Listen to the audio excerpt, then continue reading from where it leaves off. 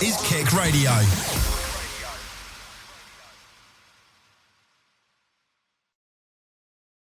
Hello, everybody. Welcome back to the South Bank podcast. I'm your host for today, Cameron Gorman. I'm joined by the wonderful and ever-present Jacob Jones. And we're here to discuss Wolves' terrific fixture against the Toffees in the Carabao Cup this week. A 2-0 win for Wolverhampton Wanderers, which is much to the delight of all of us, I'm sure, with our horrible league form. And we will all be hoping that this translates into some points. There were 9 changes to the Wolves starting lineup from Saturday's fixture against Leeds United. And Jacob, how much of a smile did this win put on your face?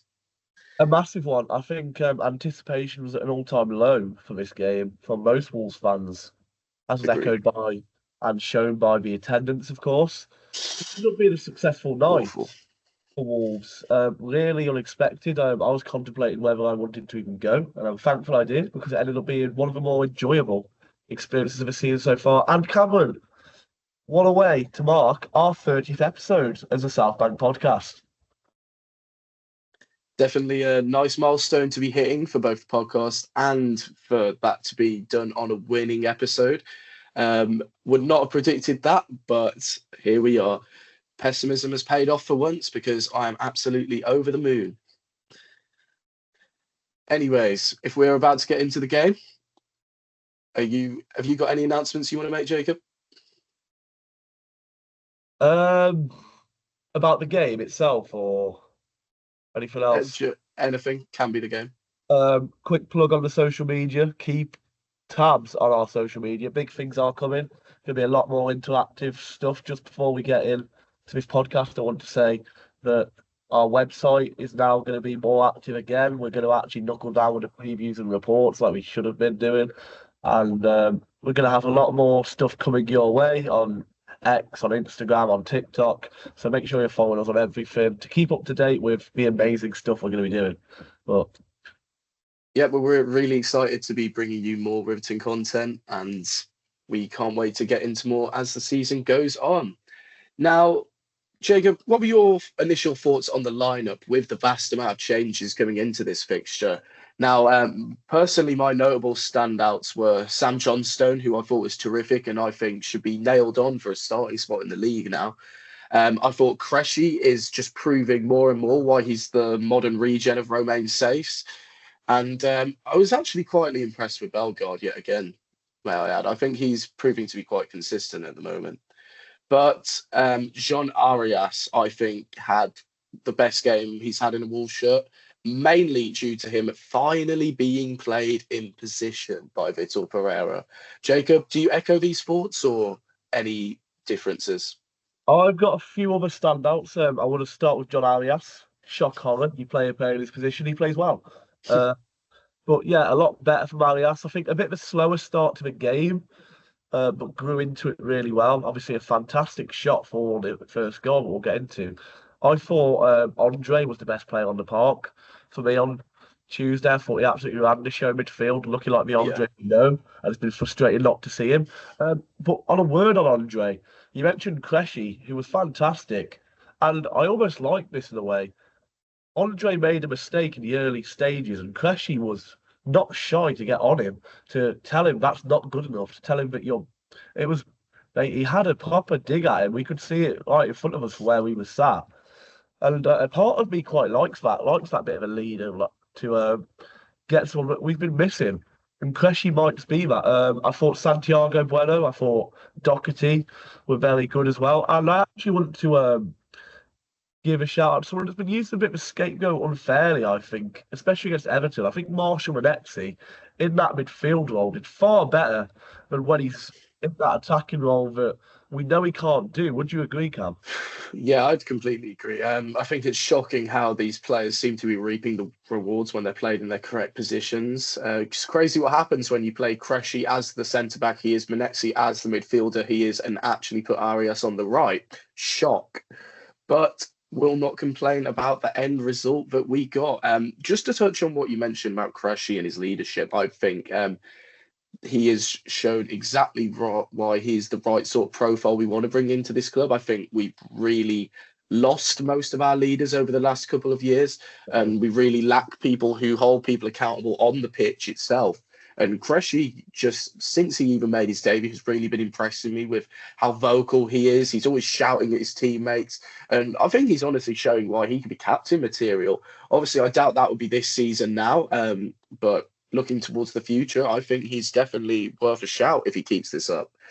But the game itself kicked off Everton also with quite a heavily rotated side compared to their league fixtures. When you're seeing Seamus Coleman start in 2025, you know their team isn't their best. Yeah, awful. But Tyler Dibling, I thought, looked quite bright, and he had the first real chance of the game. Near post shot from him, and Michael Keane having a header from a corner, which Sam Johnstone really did well to tip over the bar. Vitor Pereira called this half the best first half of the season. And while I agree that we're 1-0 up going into half time, I think we were the better team this first half. But getting to the goal itself, I thought Manetzi deserves a lot of credit for this finish, as does John Arias. While I don't think John Arias' initial touch is the greatest, he's being man-marked, and it's quite hard to take a touchdown when you're against the likes of O'Brien being 5'4" or however tall he is. And he does really well to get shot away from a tough angle and force Mark Travers into that save. But Marshall Manetzi, he really times his shot well and just thumps it into the back of the net, much to Wolves' delight. And it got us up and running in the best way possible. Jacob, what were your thoughts on this first goal for Wolves? Obviously, you say Vitor Pereira said that this is the best half of the season so far. Not much comparison to any of the halves because they've been shocking. But yeah, good goal. I think the initial one from Cressy, I think it was very good as well to put it into the mix. Yeah, I agree. Get it into that space. Arias is a hell of a hit on the volley, forcing that really good save, like you say. And Manetzi still has a lot to do, especially for, let's be fair, Marshall Manetzi's finishing standards. I think we all expected it to go over the bar when it fell to him. 100%. He buries it, and it's 1-0 Wolves. And after that first goal, there was a lift in the ground, there was a lift in the atmosphere. But I turned to my dad. I turned to my dad straight away and said, "Look, they can't fall apart the way they did against Leeds. Now they've got to keep going." And in most regards, we did. Obviously, getting further on into the half, Cam, there was that big chance for Jean-Luc the Bellegarde breaking from Everton's corner, where his quality was just quite poor to not find John Arias on the other side with two passes that neither of them reached their intended target. But that was the intensity we played with for the rest of the half. It was good to see. I completely agree. I think it was nice to see Wolves actually show some intent and desire to get a result over the line.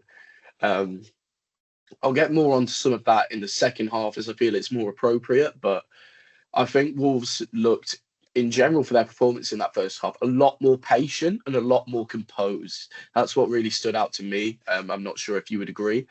But I thought Wolves lacked the panic that we've seen in their league fixtures recently, where we're slinging the ball about with no real aim or idea of what we plan to do with it next, almost just passing for the sake of it.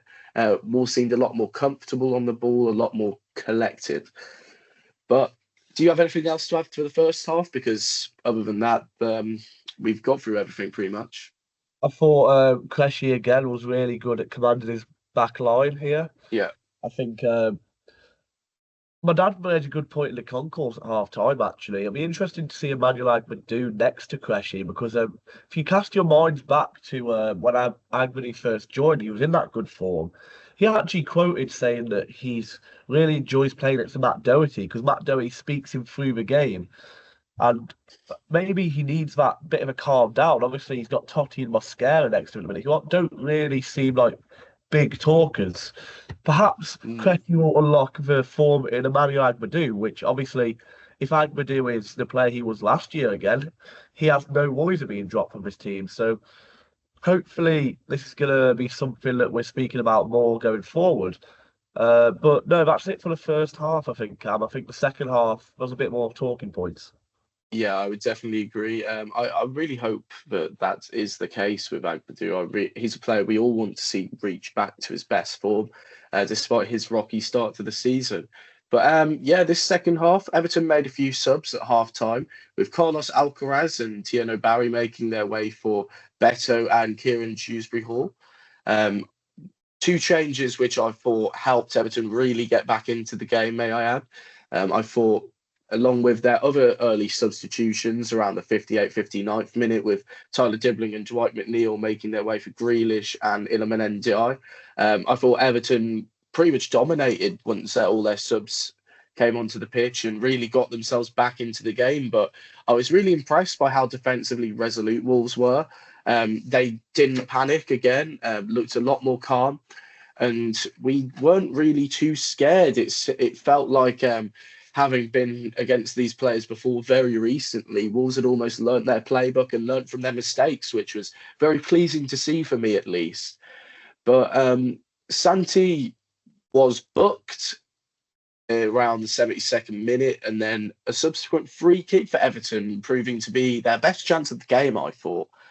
With James Gardner having a superb hit, which rattles back off the crossbar, with John Stone rooted to the spot. But yeah, Jacob, what were your thoughts at this point in the second half? Well, I want to start with just a quick word on one of the players who you said was subbed off at half time. That Barry, he's terrible. I think he's absolutely abysmal that first half. Cressy absolutely wiped the floor with him.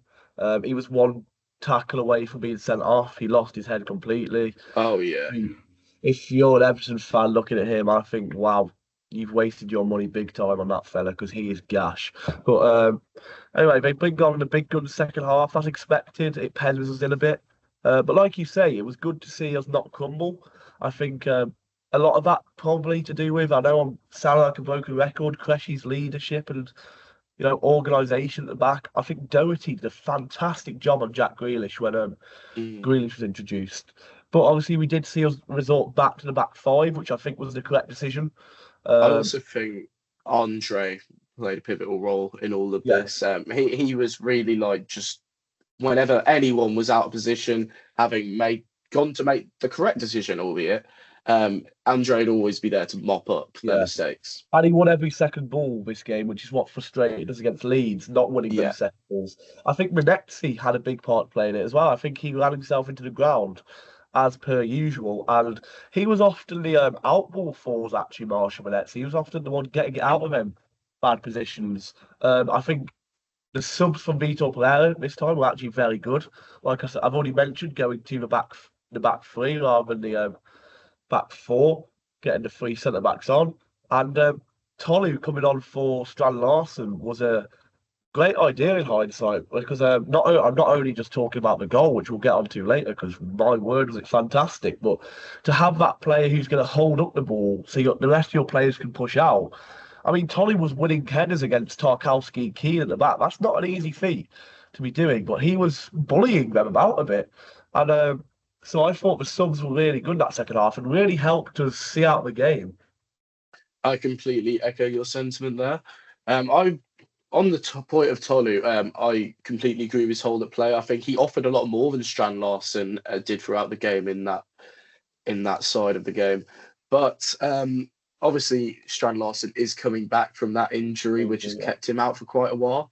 So I'm not going to judge him too harshly for it.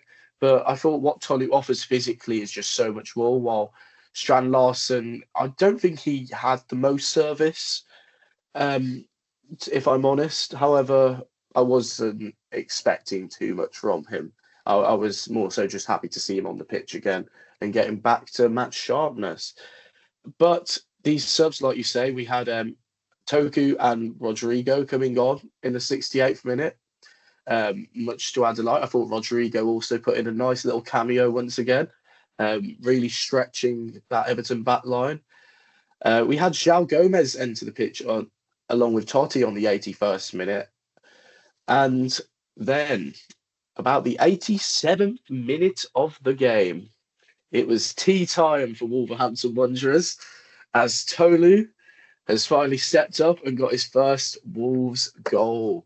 João Gomez winning the ball back and spotting a perfectly timed run from Tolu, just as the Everton back line, except for one of the centre halves, forgive me, I forgot who, had all stepped forward to play them offside. But Tolu saw the gap, makes the run in behind, and João Gomez with one ball plays him through. And a calm, composed, ice cold finish from Tolu, who just dinks it over Mark Travers. And what a finish. Sends the South Bank into delight as people finally realised that Wolves weren't going to choke a game. Jacob, just how over the moon were you with this goal? Very, I think, obviously happy to win the game, but more delight for Tolu. I think, like I say, Agree. great performance. He was screaming for that ball all game, though. He was in the box multiple times, and the balls weren't being delivered to him. I could sense quite frustration, but this time, he's made that run, and let's give credit to João Gomez. Fantastic work from him, and a great ball through, spotting the run. But Tolu times it to perfection. And that little dink, wow, we haven't had a player at this club who would do that for quite some while. Strand Larson, as good as a finisher as he is, I don't think Yeah, he wouldn't do tries that. that. He doesn't attempt that. But to have that in your reservoir, to be able to do and just pull out, is perfect for us. I was like running off the shoulder of the last defender to timing it to perfection. We don't see that enough. And the finish just, I'd say, speaks for itself. I was expecting him to put his laces through it at the time, but he Me too. doesn't even take a touch, does he? Just first time dinks it No, over Travers. first time dinks it, and I think that speaks levels as to the confidence that the player Yes, has in definitely. himself. You can definitely see why he was the top scorer of his respective league in the last season. But how do you like your tea, Jacob? With a slice of avocado, usually. Um, I like so mine red hot form, but ice cold. Anyway, so Wolves then also had Agbadou enter the pitch. I'm not sure if he actually came on just before the goal or just after. think of just before. Just before, yeah. I was hoping with Agbadou coming on, call me silly, even though it's only for like 3 minutes plus stoppage time. Hopefully that gives him a bit of confidence too in that clean sheet being secured with him on the field. At least that was my hopes when I saw him come on. But the clean sheet itself, I think, is the biggest takeaway from this performance, without a doubt. Wolves' first clean sheet of the season against a very good, respectable side in Everton, regardless of the team they're putting on the pitch. And hopefully that just gives the defence a lot of confidence. And Sam Johnstone should absolutely be starting our next Premier League fixture on Saturday against Spurs. I think it would be an absolute travesty if he wasn't. Jacob, do you echo these thoughts? Yes, definitely. I think, look, I've been a harsh critic of Sam Johnson during his time at Wolves, but the game against Newcastle, I thought he was good and unlucky to be dropped for Leeds game. And then with the I performance agree. that Sarr put in and the contrast to Sam Johnson's on Tuesday night, as it's for me, it's the most obvious choice in the 11 to be I starting Sam agree. Johnson. I'd also say Santiago Bueno has to start, has to come back in. Don't think did anything wrong when he came into the team originally against Everton last time. I thought he was our best defender actually that day. I know it was a low bar, but he was our best defender. I do agree. He should be back in the lineup. But Cam, where the frustration lies is we saw the draw last night, didn't we? And it wasn't particularly favourable to us, was it? No, it wasn't. I'll get into that into a second. Just to echo your thoughts, I thought Santi Bueno should be nailed on. I thought he was quite harsh, but he was dropped in the first place, like you say. I feel like it was more based on the merit of last season, which just I personally think at this stage with our start cannot be a factor in your team sheet. Sam Johnson, 4 shots on target and none of them going in. Great account for himself. But yeah, like you say, ball number 10, I was waiting all draw for it. When you get to the last three being Fulham, Chelsea, and Wickham, I already knew who we were going to get because I Yeah. was expecting us much earlier. At home, may I add. So I feel like that gives us some kind of chance in the running. However, Chelsea is our fixture. A very, very tough one for Molineux, and a very, very tough one for the team, namely due to Chelsea's ridiculous squad depth of having a whole few countries worth of population within their club. But yeah, it's a tough one. Jacob, how do you see that one going? Obviously, we'll give a better preview closer to the time, but what's your initial thoughts on the fixture itself? Well, you took the words right out of my mouth with their squad depth. I think their cup side is insanely good. They've got to be close to favourites in all the domestic cup competitions you'd imagine, just because of the insane squad depth they have. Um, Look, obviously, main part is the league, staying in the league, but wouldn't it be nice to not draw a Premier League side in the Carabao Cup? I mean, we've already beat West Ham, we've already beat Everton. We haven't had it easy to this Doing point it the Wolves way. anyway. And, yeah, I mean, it'll be so Wolves to go and beat Chelsea and go out to a Oh, wreck I in completely the next agree. round. I But, completely agree. but yeah, it probably, like you say, give it completely close to the time. But at the moment, I think it's a bad draw. It probably will be the end of our Carabao Cup run, but the cup's there for a reason. It's a one-off game. Anything could happen. We'll see close to the time. You'd expect to lose, but anything can happen at Molineux, like you say. A magical place under those cup floodlights. Is it? Used to Under the be. cup floodlights, yeah. Not the Used to league be. one. Anyway, Wolves' next fixture is not Chelsea. The Carabao Cup does not roll on for some time yet, and we are back to Premier League action this weekend. Wolves will be travelling to the Tottenham Hotspur Stadium for another trip away in the capital. We will be joined by a Spurs fan, Mr. Yan Yangu. Welcome, Yan. How are we doing, lads? Are we all right? Yeah. It is a pleasure to have you here on the South Bank podcast.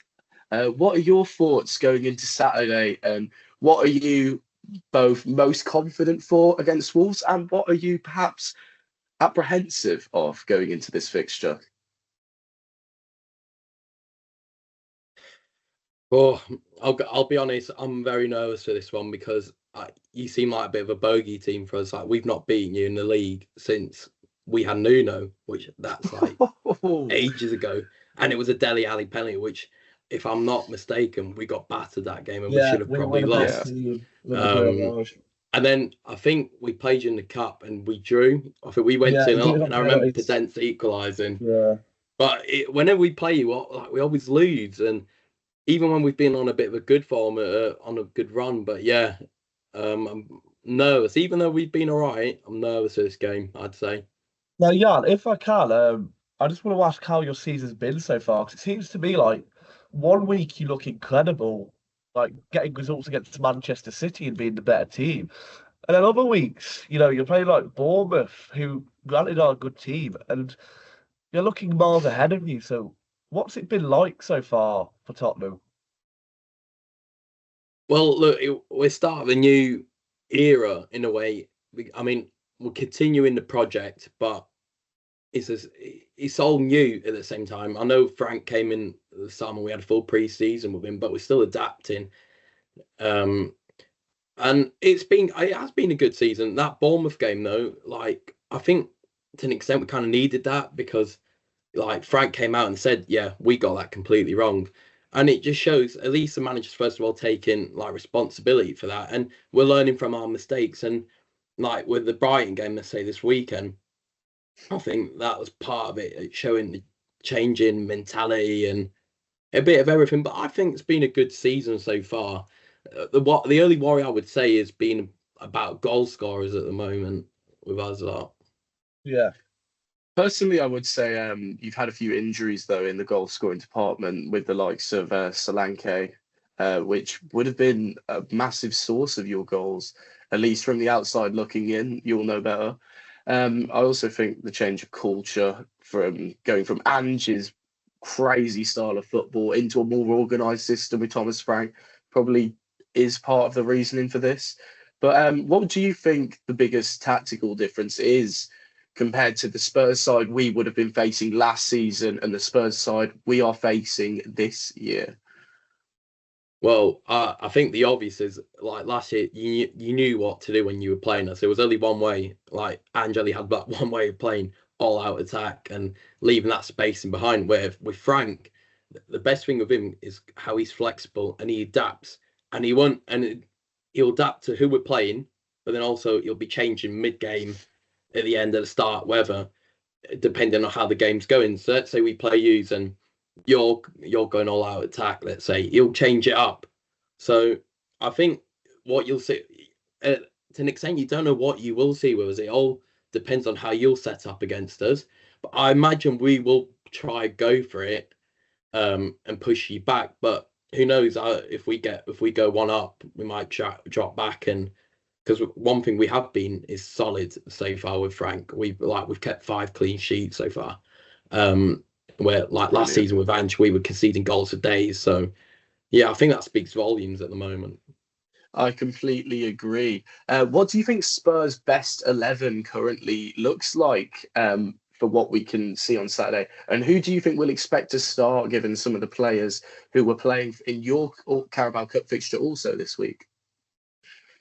I think Xavi, he started against Doncaster last night. Yeah. And I think he'll come back into the team for the weekend, even though he didn't play against Brighton. But I think he'll come back in, and I think we need him to play because like on the week when he came on against, yeah, he's a top player. You can see he's got that quality that like the rest don't have. Like I think he will start on the left. Unfortunately, he should be in the 10 because that's his position. You can see he does so much better there. But at the moment, we do not have a left winger. Tell has been poor, and he's lacking a lot of confidence. You can see in front of goal, he's not confident there. But when he plays for France, he's on it. He can score there. And then Odegaard, he's just a bit weak. I think he's got a bit of pace and skill, but he struggles to take his man on. And then his final ball is not that great. And then, well, that's about it. We should have really signed a left winger. I guess you could play Johnson on the left. He seemed to do that a few times, Frank. But Johnson's a good goal scorer. But other than that, he's a League 2 level player at max. When he's on the ball, he's so poor. But we still love him at the end of the day. So what I would say for our team this weekend, I think Vic will be in net, which split opinions on him at the moment because he is a good shot stopper. I think you would both agree. I would agree, but he seems a bit erratic. Exactly. And so with Jose Sarr for us, I think. Yeah. Yeah. No, I not quite on the same level though. Yeah. No, but it's very similar to maybe the profile. They do have that similar profile, and like what I thought is the first season we had him, he was all right on the ball. I thought he looked okay, but as like last season he wasn't great on the ball, and this season he's just shown even more. So he's a bit split opinion at the moment. I'd like Kinski to come in, but I think it will be Vicario. Porro will be starting at right back. He's been very good so far this season. I think he's had a very good start, yeah. Yeah, I would agree with you on that. And going forward, it gives you something completely different, like how he can ping that ball. It's brilliant. And then I think we'll see Romero along with Van der Ven, which brilliant. I think Udogie will come into the game. He played last weekend against Brighton, and he was fantastic. He locked up Minter. I know Minter scored, but Udogie was our best player on the pitch. He was good. Going forward, he was brilliant, and defensively, Minter done nothing. So Udogie will come in, I reckon, because he rested against Doncaster. I think we'll go with a flat midfield. I think I hope Palhinha keeps his place. He's been terrific this season. He's got a great goal last night as well. He's got an overhead kick. And I think he'll be full. I think Bergvall will start along with Sarr, which Sarr's been rested the last 2 games, which I think has been so important. He's been one of our best players this season. And I think Spurs fans forget, the first half of last season, I thought he was arguably our best player until he got injured. And also that's all from him playing too much in the system we were playing. And then you had fans at the end of the season be like, oh, I wouldn't mind letting him go. But you forget what he brings and that way how he presses, and he's been key for us so far. So I think it'll be Bergvall and Sarr in midfield, followed by Kudus on the right. He's our star man at the moment. We all love him. Richarlison up top, which started well the first 2 games, but ever since then he's been Did he not not score been up this to time? it. He scored last game, didn't he? Yeah, I'll tell you what, right? The first 2 games he was good. Ever since then he's not been it. But Brighton, he had a bit of a better performance, but at the same time it still weren't great. You can see we need Slanky. The way we've been playing, balls in the box constantly. He's not doing anything. If we had Slanky, I think we would have beaten Brighton personally. But yeah, Richie will be up top. And then on the left, we'll have Xavi Simmons. And he's out of position, but we'll take game by game and see how he does. Yeah. Interesting. Now, Jacob, what questions did you have for our guest? Well, yeah, I just have one question for you, and it's more regarding to Wolves than Tottenham. Obviously, last time we played you was at Molineux, and we beat you 4-2. If you cast your mind back to the back end of last season, but my worry comes from that day. The players that really did the damage to you were Mateus Cunha and Ryan Ignore, you of course obviously left. So what Wolves players worry you, if any, now? Who do you think could be the difference between us getting something and not getting something against you on Saturday? Well, for some reason, whenever we play, Hwang Chan is unbelievable. Like, he's on fire. And like he showed, like, I remember before we were going to that game last season, Wolves fans were complaining about him starting. What did he do? It was 2 minutes in, he just scored a screamer. Oh, he scored a great goal, yeah. Yeah, he's like destiny. Like, it's just gonna happen. It wouldn't surprise me if he scored again. But yeah, if like players that really scare me, probably Larson. He's good. And then the striker you've got, was it Kadare? Is it? Kadare, yeah. He's got a great goal the other day, I thought, Yeah. and like, and also, your midfield three, brilliant, I think. With that Krajewski, if he plays there, and then Gomez and Andre, who I think are brilliant. So we have to see. You've got some good players. I think you've been. I know you've not started well, but I think like when I was watching you against City, you were a bit unfortunate. To be fair, I thought you had chances in that first half.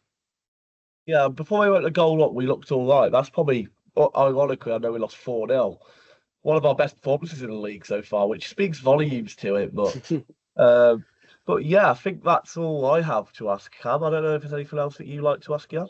Yeah, I just want to echo the sentiments on us being your bogey team, to be honest. It has proven to be quite the case. I've seen a lot of Spurs fans on social media saying, like, oh, Wolves winless in 4 in the league, and having the Dr. Spurs photo coming to our aid.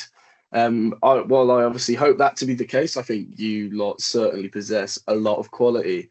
But I don't think we have much else to do. So, lads, what are your match score predictions?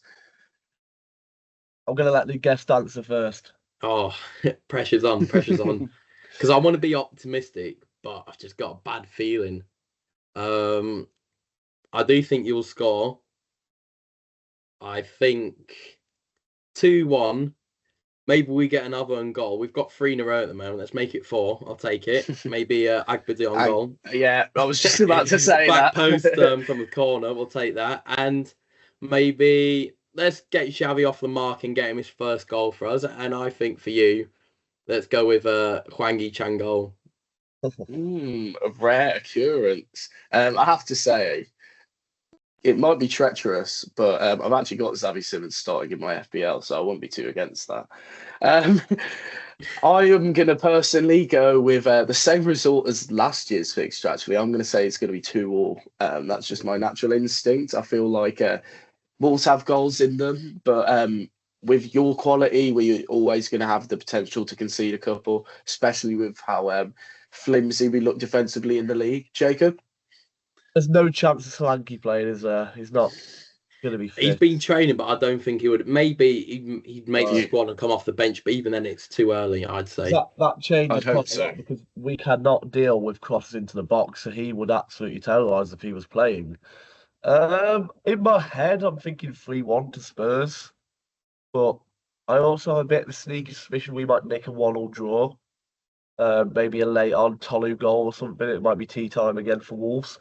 But yeah, I'm gonna go with the 1-1 and be optimistic. But I think logic says it's gonna be a Spurs victory. 1 win in the cup, and we're both getting carried away. My head does say a loss, I have to say, but I'll stick it with my 2-2 prediction. But other than that, lads, I think that might be it for today. So, Yep. to all of you who are listening, thank you for listening. To all those watching on YouTube, thank you for watching. I've been Cameron Gorman, your host for today. I've been joined by Jacob Jones, and a massive thank you to our special guest, Jan. Sure. And it's a goodbye from all of us at the South Bank Podcast, and thank you for listening. See you at the next one. Goodbye. Cheerio. Thumbs up.